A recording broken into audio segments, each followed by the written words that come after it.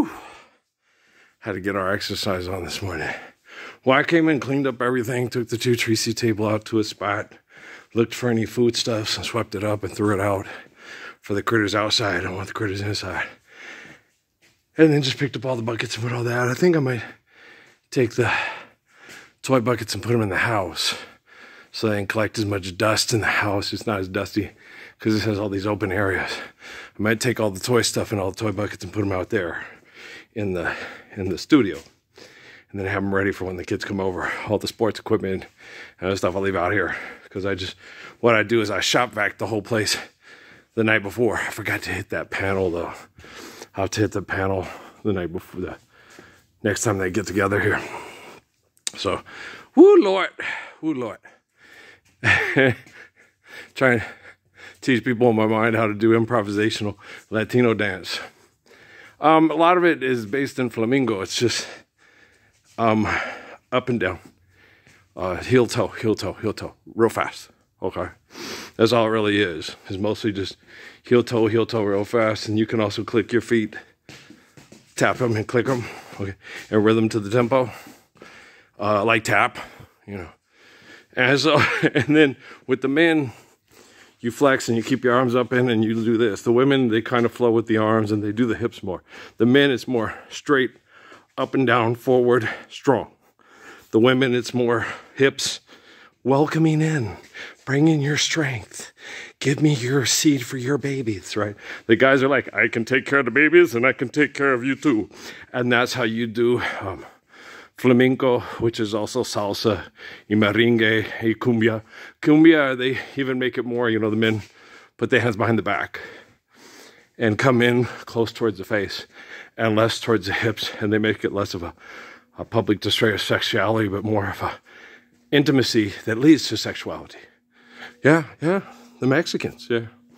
The Mexicans, theirs is a little bit more, less and more marital.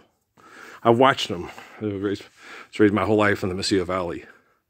That's why I liked the mariachi dancers, the ranchero things. So women were in the big dress, they had their hair in the bun, they had the little, they were so pretty, and the guys had to come out and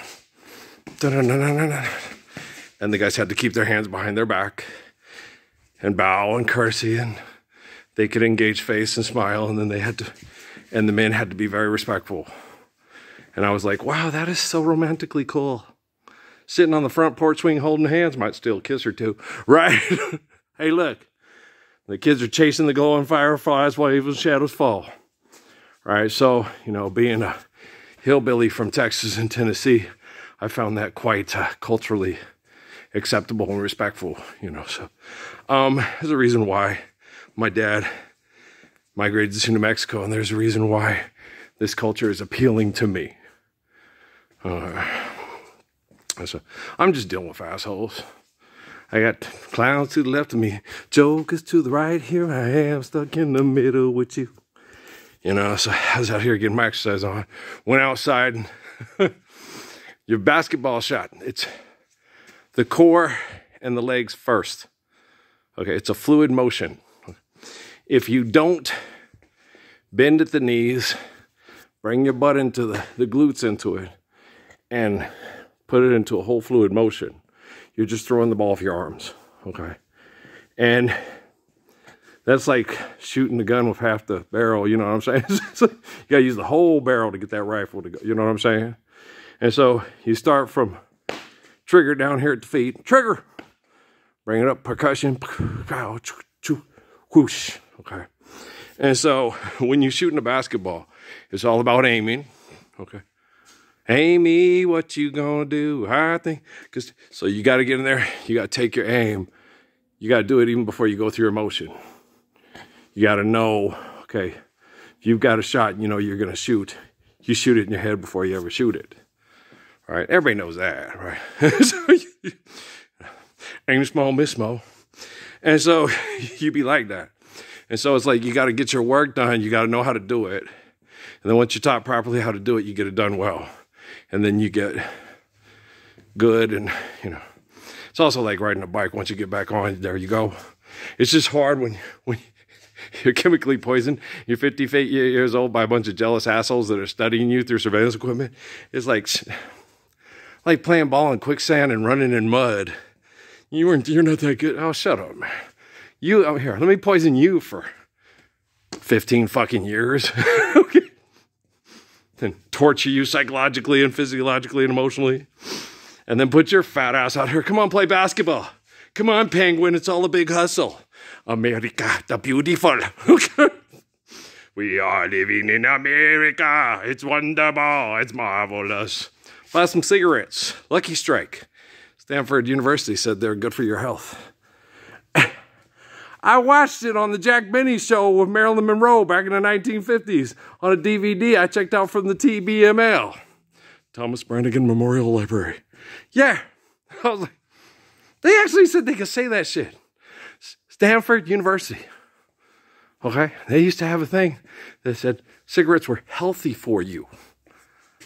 Until, turns out they char up your lungs and make it hard for you to breathe, have cancer cells replicate and say, we're shutting down because we're stuck in a house fire that comes about every 30 minutes a day during an 8-hour workday, right?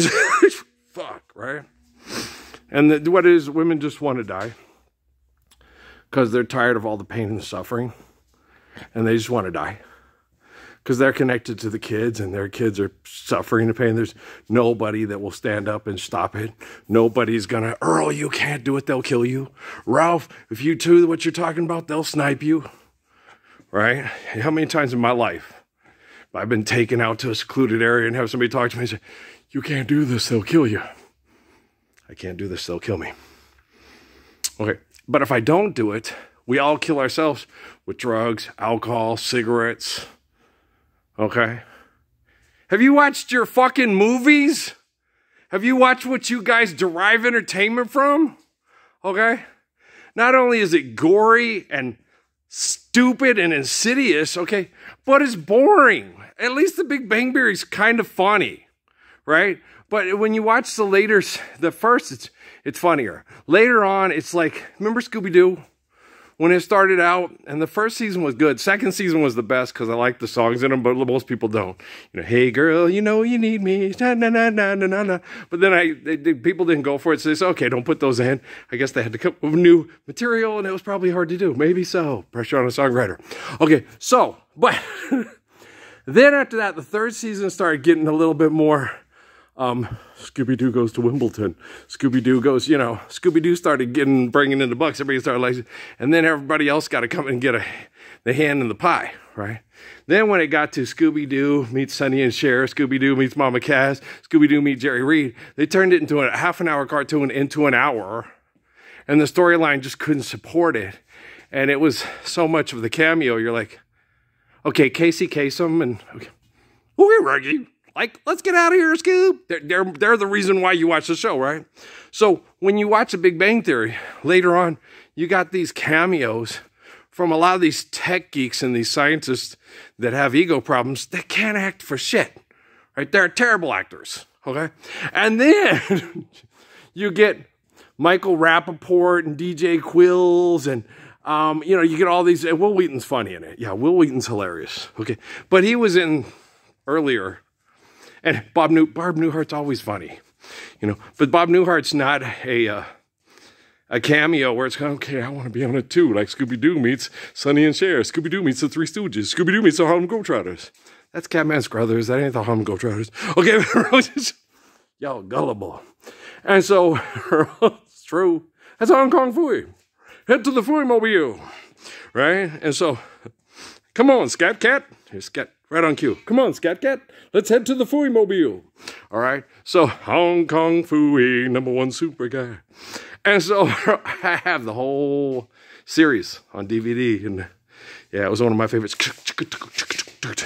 Didn't you like it? Is it Henry? Maybe. Is it Sarge? Didn't it bother y'all that Sarge had like no, he just had no biceps? He was just straight elbows from the shoulders down. That didn't bother y'all? It bothered me. I was like, he's like a T-Rex, and he got, okay. Why Sarge? How is he going to be a cop like that? He can't cuff and stuff nobody. Goo, goo, goo. Right? And so, it bothered me. I don't know about the rest of y'all. Some animators just don't have no idea what's whack and what's dope, right? And so, why ain't got longer arms? I mean, he can't even unzip his pants to pee. All right, must wear a diaper to work and shit. Have his man Rochester put them on before he comes to work, right? And you'd be like, girl, you weren't raised on TV like me? Okay, I wasn't technically raised on TV. My mom used to have my dad too, adult conversations with me about what we were watching on TV. You know, the Buckley Strom Thurmond debates and shit like that. And that's why I got real pissed at Frank Chavez. You don't even know what they're talking about on Master. You're too stupid. Yeah. You're a judge, right? Yeah, he's a judge, you know. And I would sit there and explain it to him. I wouldn't explain it to him. Yeah, okay. And I think I did. Okay, about the whole thing when I sit there and said, man, William F. Buckley is kicking Strom Thurmond's ass across on that debate, right? Strom Thurmond dumb as a box of rocks. William F. Buckley, he's a really astute guy who speaks in linguistics that most people can't comprehend what he's talking about. And Dad goes, that's it. All the people in Alabama that vote for Strom Thurmond go, Strom's kicking his ass. And William F. Buckley and his 12 friends that can understand what he's talking about, well, he's kicking it ass, but we're the only one that knows it. That's okay. We have all the money and the technology. Let's talk all those hillbillies in New Mexico and Alabama into killing their children over make-believe money. And Jesus did it. Jesus did it. Right? Oh my God, it's illiteracy. It's not possessive pronoun. It's old my Lord. It's illiteracy. The only thing that makes the money. Follow the Lord's commands. Forgive debt and trespass. Love one another. Faith and peace. Now you have faith in God because you understand the natural laws to sustain your life through faithful, loving peace. Huh? Belief and faith are two entirely different matters. Okay, I believe you can do right by submitting and understanding laws that lead to faith in God. Okay, faith in God, believe in people. Okay, and if people have no faith, you can't believe in them. Oh, mathematicos, orderly, help you I will. Okay. One woman, animal. Hey, same guy. Yeah, Frank Oz does both voices. Okay, do you understand, guys? All right. Hey, he's a salesman. Hey, Arthur Miller, please stand up. Death of a Salesman. It's kind of funny if, okay. I love you guys, man. Peace out.